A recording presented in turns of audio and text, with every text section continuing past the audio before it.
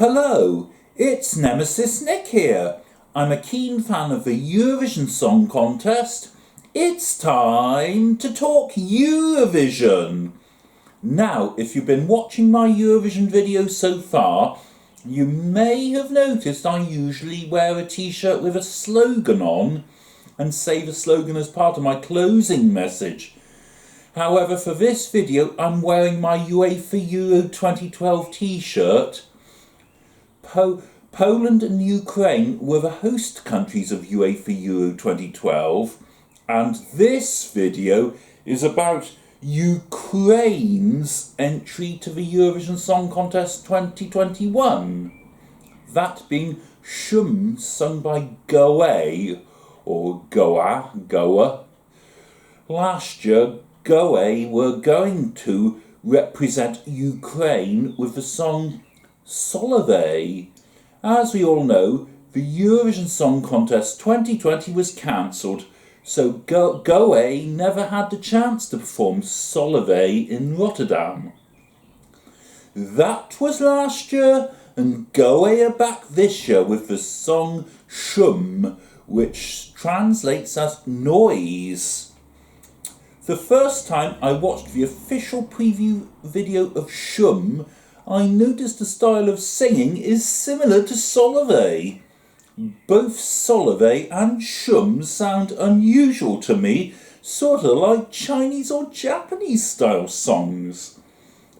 I've recently seen from various websites that Goa is a Ukrainian electro-folk band which first formed in 2012. And their song this year, Shum, is inspired by a spring ritual folk song of the same name. Whatever this style of singing or music is, both Solove and Shum are totally unlike anything Ukraine sent to the Eurovision Song Contest from 2003 to 2018 inclusive.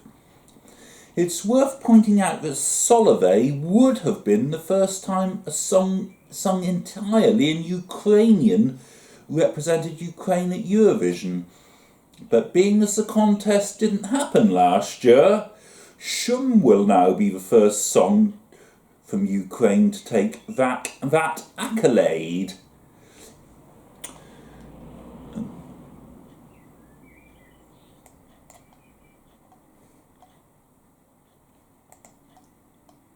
Looking at the lyrics of Shum, I'm mystified as to the exact song structure. By the way, I've looked at the Latinized version of the Ukrainian text on the website eurovisionworld.com. After the opening notes, the first verse is obvious enough. 8 lines from 8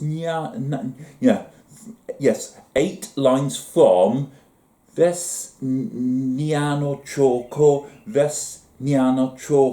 to Nekai Vona Truye. The chorus is harder to identify. The next 4 lines initially sound like a chorus, and it sounds like there are double-length choruses after the second and third verses. However, the only 2 lines which repeat exactly later in the song are 2 lines. Seju,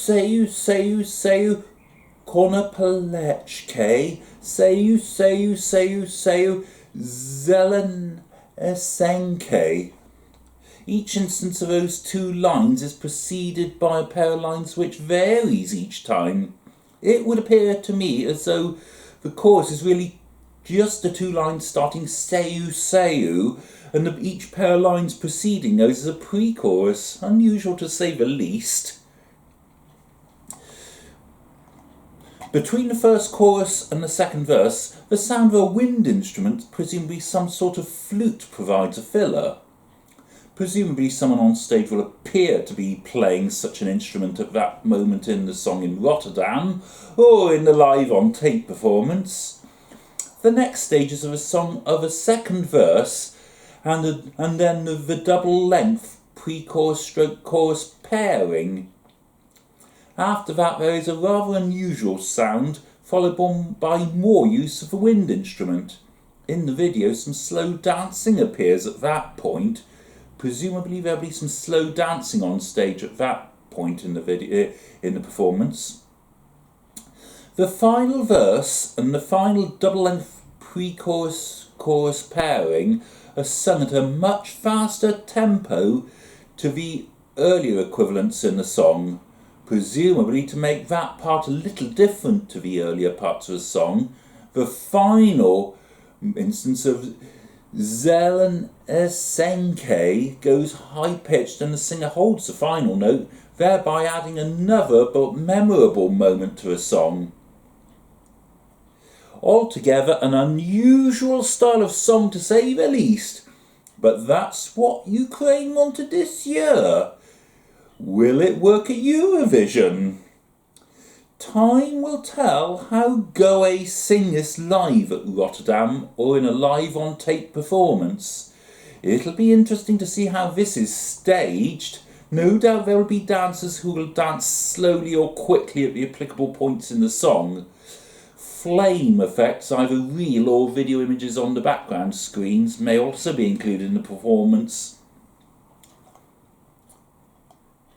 At Eurovision, Ukraine will be song number 15 in the first semi-final on the 18th of May 2021. That's the penultimate song in that semi-final. Time will tell whether or not Shum can qualify to the grand final, let alone win. Good luck to Goe that evening and in the grand final if they get there. I won't be able to vote for Ukraine that evening, as the United Kingdom doesn't vote that evening. So you've heard my views on Shum, but what do you think of this song? What do you think of Shum in comparison to Goe's song from last year, that being Solove? Is it better, worse, or about the same? Do you think Shum is a good choice of song to represent Ukraine at Eurovision this year? Do you think Shum stands a good chance of qualifying to a grand final and winning once there? Or do you think it will be eliminated in the semi-final? Let me know in the comments below. Also, if you liked this video, remember to hit the like button, and if you're liking all my Eurovision videos, remember to subscribe to my channel. In the meantime, goodbye, daboch, au revoir, auf Wiedersehen, adios, arrivederci, do widzenia, do pobacenia.